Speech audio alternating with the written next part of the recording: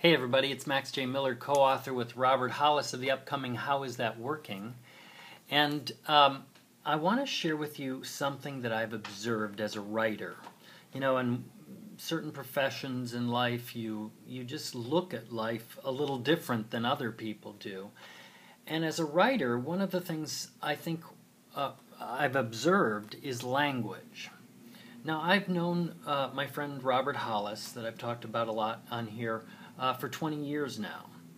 And I've always been really fascinated that there's just been a quantum shift in how he is and how he interacts with people compared to most people I've ever met. And I think one of the biggest clues as to what's going on with Robert is in his language.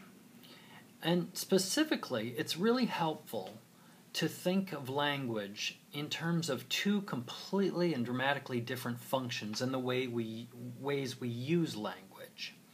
You know, if you've read a novel or you've read a lot of history or whatever, much of what you're reading is descriptive fundamentally. It's describing something, and when you're describing something, it's always that you're describing the past. You know, even if you're describing what you're seeing right now, minute by minute, it's in the past. So, descriptive language is one aspect of language. You know, the sky is blue, this guy was going down the street. There's another piece of that language that is evaluative. In other words, when we make judgments about things. Oh, that guy's a jerk. You know, she was, you know, and we infer things about what's going, especially on inside of them, their motives and so forth. These judgments are another layer of that descriptive use of language. Now, that's distinct, but it is still in that arena of descriptive language. We're making judgments, but we're fundamentally describing what we think is reality. And then there's another form of language which most of us don't participate in a great deal. And that is language that actually shapes the future or creates a future. So I'll give you one really, really great example of language that altered the universe just by speaking it.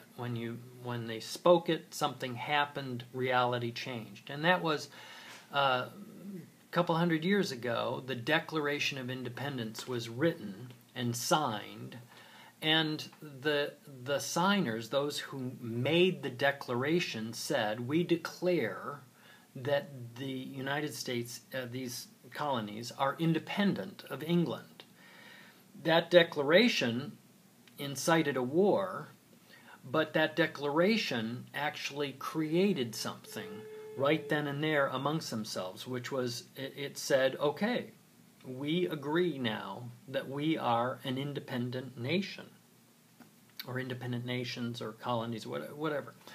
And there are many, many other examples of that.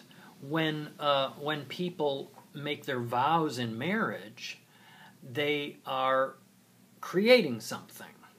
They are actually creating a marriage in those vows, and there are so many examples. But promise, a vow, is a good example of the kind of language that alters the reality, alters the future.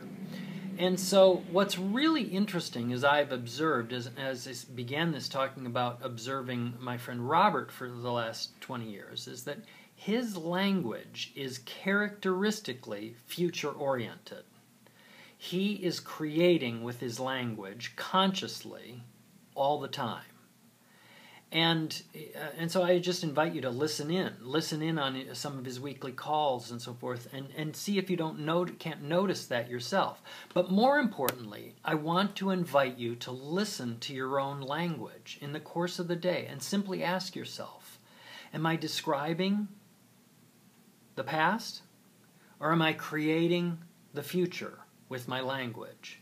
Just to exercise that, we'll just begin there. Am I actually making something out of my language? Am I shaping reality, or am I describing it, critiquing it, evaluating it? That's all part of the description.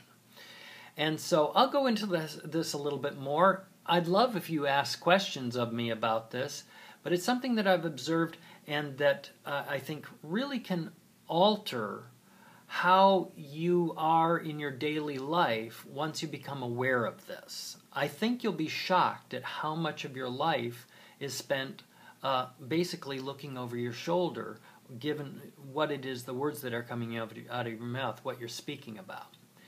So thanks for listening. Give me your feedback, interact with me, ask questions. I look forward to that interaction. Bye-bye for now.